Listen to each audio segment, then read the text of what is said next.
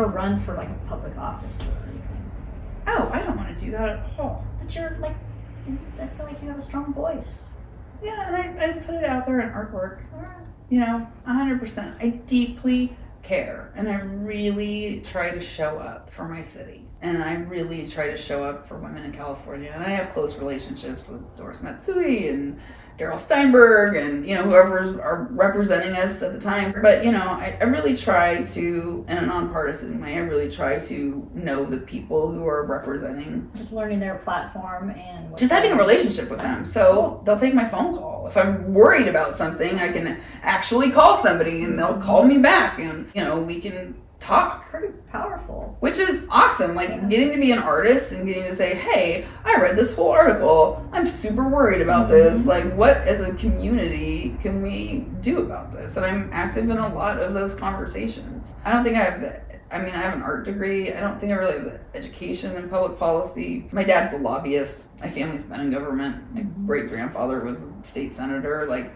You must have absorbed a lot of it by osmosis because you just are so knowledgeable. But that's just reading 7 newspapers a day, I have no desire. Yeah, and because guess what? It's not your hobby, and it shouldn't be. It needs to be something that you spark. I like the puzzle. I like reading something and being like, that doesn't make sense to me.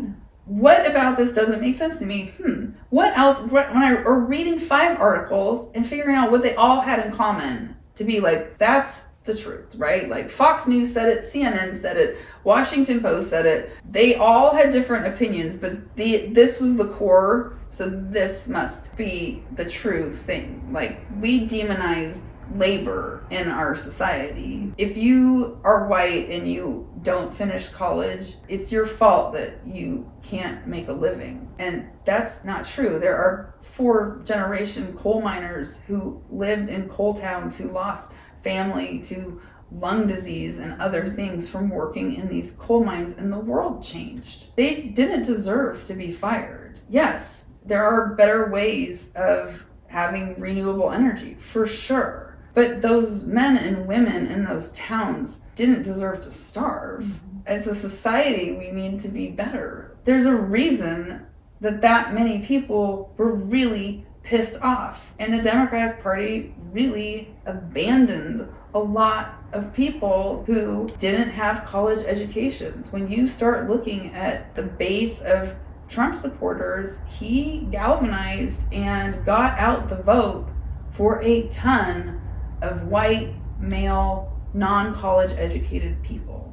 You have to look at why. That used to be people who voted a Democratic ticket. At some point, we as a society abandoned them because poverty is an issue. Racism is an issue, but they're not in the same jar. And if you put them in the same jar where it's okay to be broke if you're brown because you're oppressed, right? And it's not okay to be broke if you're white because you should have gone to college, right. You're feeding racism. You are taking a tinderbox and throwing matches at it. Instead of saying, we really need to address poverty in our society. We also need to address racism in our society. We also need to address gender equity in our society. But those 3 things aren't necessarily related. It's really crappy that me with a Harvard education could be a CEO for a company and I would earn less than a man in the same situation. But that's not a poverty issue. Yeah. And it's not a race issue.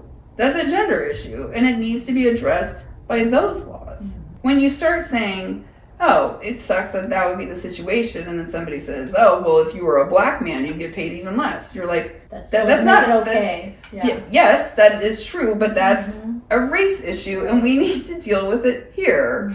Or the fact that you're like, well, you'd be lucky if you even went to Harvard because most kids don't get into these schools or whatever because they were in poor neighborhoods and they didn't have the same resources. Okay, well, that's a poverty issue.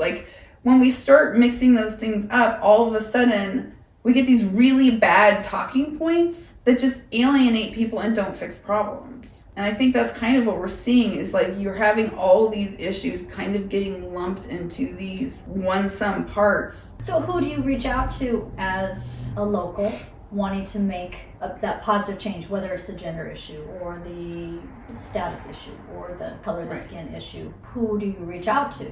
Well, I think they're all different organizations, and it depends on what your ethnicity is. And like, for me, I spend my life on women's issues. I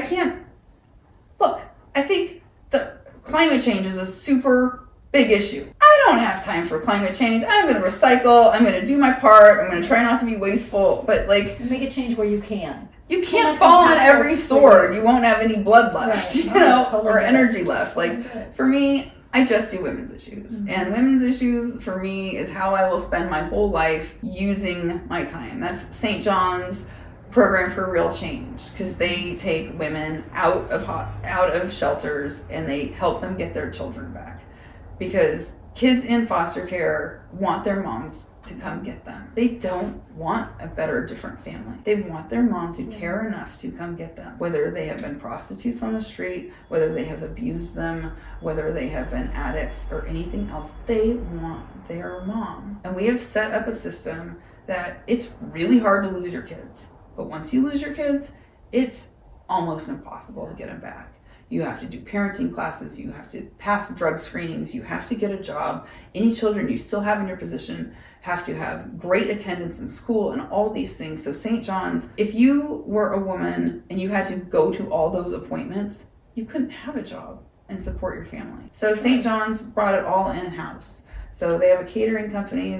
All the women get retrained to have jobs. They have group therapy. They have the drug tests taken there. They have the parenting classes there. They have daycare there. They have school assistants there. And these women go in with kids that are still in their possession if they have them, or if they don't, they go there and they get lawyers and everything to fight to get their children back. St. John's program for real change is absolutely phenomenal, and it's a completely diverse group of women. Weave is a completely diverse group of women. I know friends who have gone to Weave because they didn't have family members in town that absolutely are not destitute financially, but needed more restraining orders and other things put into place and didn't have close family by where they could go make those things happen. It's not dealing with poverty specifically. It's not necessarily dealing with race. But a lack of support. Right. Or just not knowing the right channels to reach out to. It's dealing with gender issues, and that women stay in abusive relationships and get their butts kicked and are not in a good position to be able to leave and support themselves and other things. And like, how do you get the support system for women and children to go forward? And like, for me, that is how I will spend till I die, fighting what I can and the most good I can do.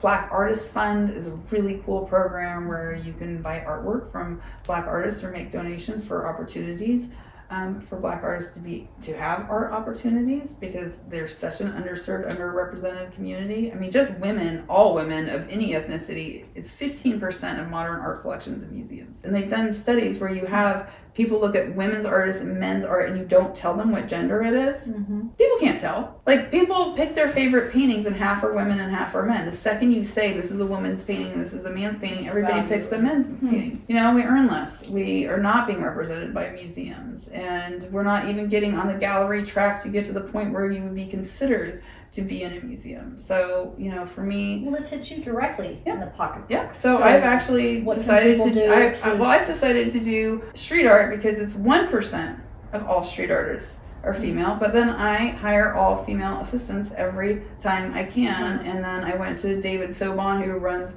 Wide Open Walls, the year after I was in Wide Open Walls, because I was one of the very few female artists, maybe the only. And I said, this has to change. You need to try to get 50% female artists. And he listened, and he does. And so any little girl walking around Sacramento would have no idea that only 1% of street artists are women. They would think that lots of girls can. But it's also teaching the women who work with me how to pee in a solo cup in your leggings on a scissor lift. Because the reason that women don't do a lot of street art is you are painting at night. What are you going to do? Where are you going to go to the bathroom? Right. Oh my Lord. I feel like we could talk for hours. But I have to go to work. Yeah, go to work. You guys, we might have to take making make this another get together. Absolutely, I anytime. wasn't expecting it to be so insightful politically, which usually I shut down because I'm not knowledgeable, but hearing it from a woman, I didn't feel threatened. I could take what you had to say and digest it and not feel like I had to even respond. And those are just wonderful conversations to have with We need people. to have more of those. Yeah.